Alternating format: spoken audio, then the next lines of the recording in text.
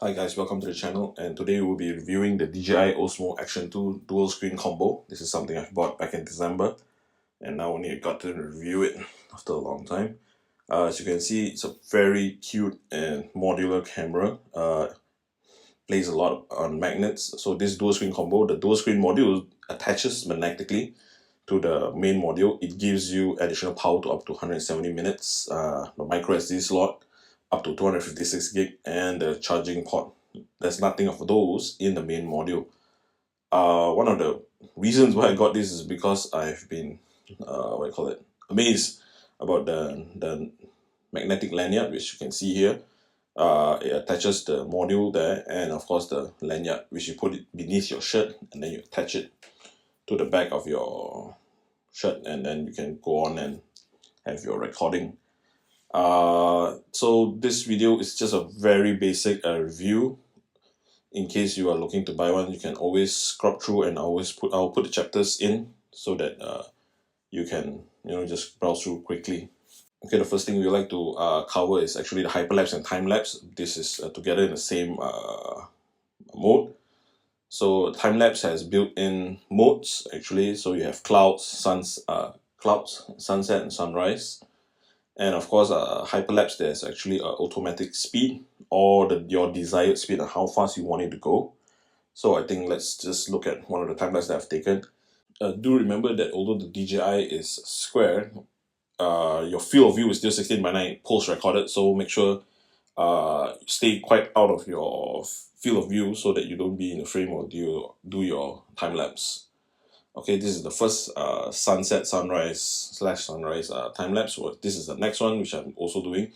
All these are actually presets which has fixed shots at a fixed amount of time. The first one I cropped it down a bit because it wasn't so favorable, but this particular time-lapse, this is the full shot of the preset. So for this sunrise and sunset, it goes about, for 1 hour shot, it's a 1 hour shot for 3 shots per second, and that will bring you to about 40 seconds in total of video. So it's quite misty in Genting this, around Thaipusam weekend. And then the next one is actually the clouds time-lapse, which is also, but it's much shorter, much faster, much shorter, because I think clouds move slowly, I guess. Then next we'll actually look at the hyperlapse. The 5 times speed is actually just nice for you to show what you want to share, because I tried the 10 and 30, it's just too fast, can't see anything.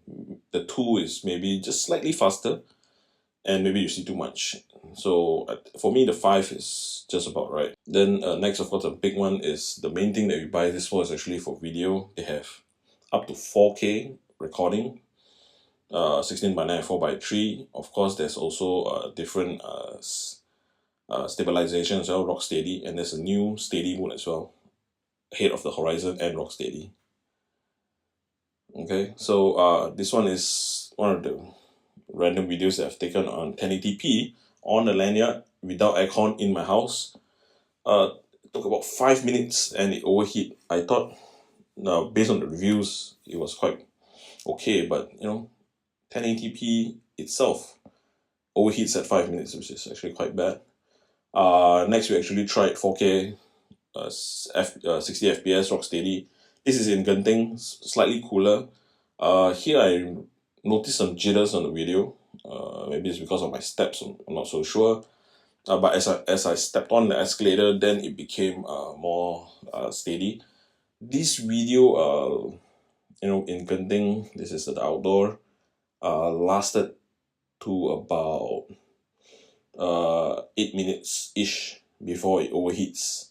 And one thing about these 4K 60 frames per second videos, they take up a lot of space. This one goes to 4-5 gig per video. So if you want to do your post editing, it may be quite a heavy hit on your computer's internal memory. Then this is on something which is moving. This is the only one that I'm comfortable with because it's not that fast. The other rides was just much faster. I don't think the magnet can hold it. You need a different kind of mount, which is more screw based and it's more permanent. Here what I did was I tried just to do a random video. I think I put it down on a tripod. I think with very little processing, with not much shakes, right, it will actually video quite long if it's just steady on the tripod. But if you're running around or walking around, then when it's small processing, it just overheats quite fast. Just like this. This one was actually on my trip up to Genting. This is on the magnetic ball joint adapter, which you can stick onto the dashboard. So it's just just let it run. So this one overheated about 12 minutes. This is in the car aircon. The car aircon was switched on, and we are on the way up. Quite okay. Very good quality as well. Just that I don't know, 12 minutes can be a bit short for some people, you know. That's the thing. This is coming down at night, so this is how you can see the night quality for it. Not entirely too bad, but can't see that much as well.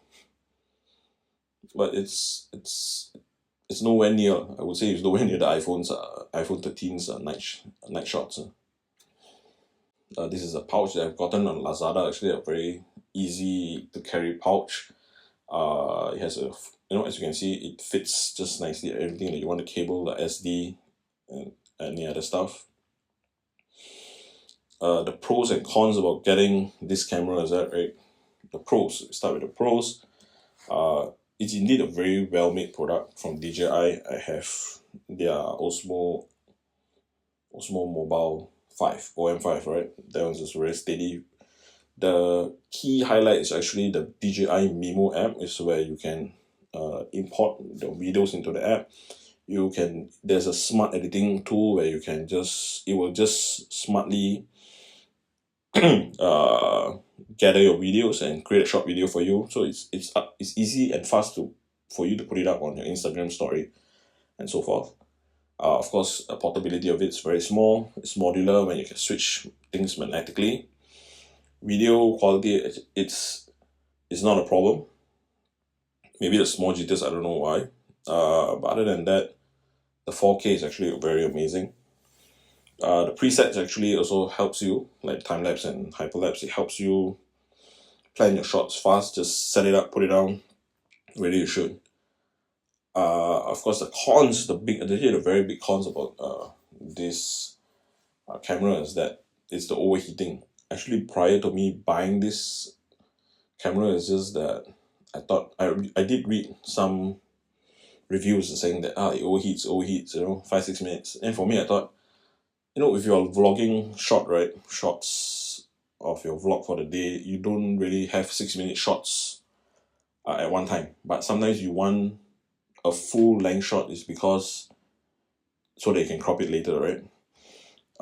So that's not entirely the case. So this one can be tripping you a bit.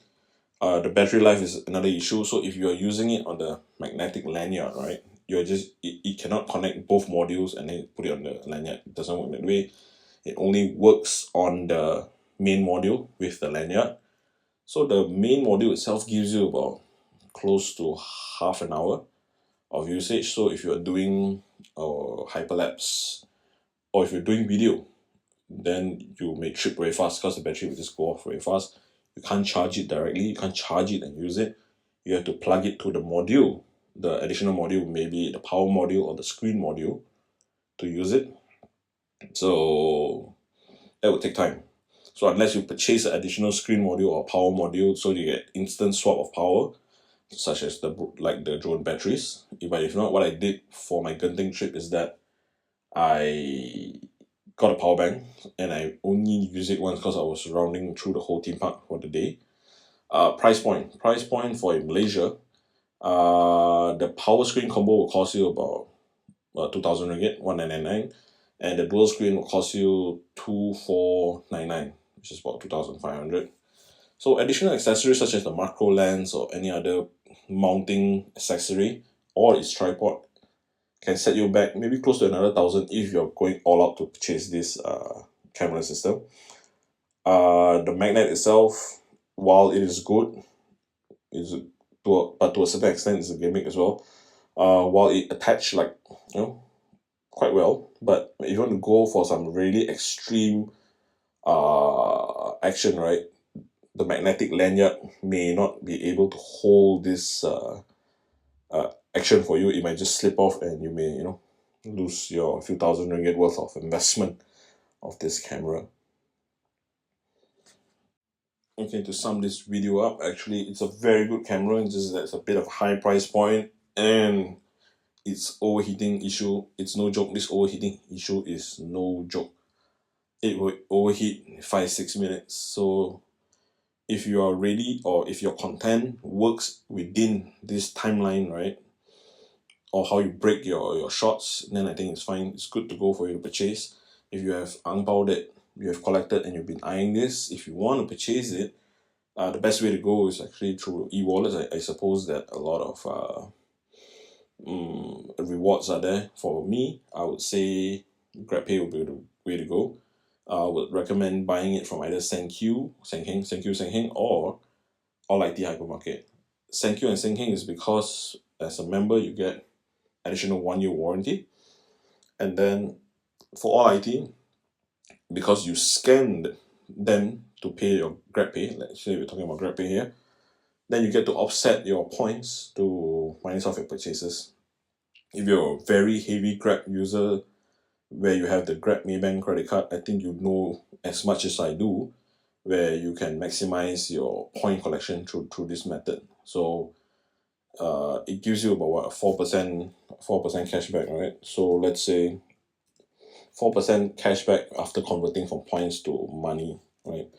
So actually, let's say to the dual screen combo, which is 2499, you just say you take about 4%, that will give you about 99 ringgit worth of cashback. Of course, all these are in points. Then, of course, you're moving forward your purchase, or your next Grab meal could be free. I think that's about all of my quick review of the DJI Osmo Action today. I think it could be better, but this is just, I would like to share some of the footage that I have. And I hope you can also check out my Genting video, because most of my vlogs shots are shot on the DJI Osmo Action. So what you have seen here, there's actually additional shots in that video. I'll put the link in the description below where you can watch it.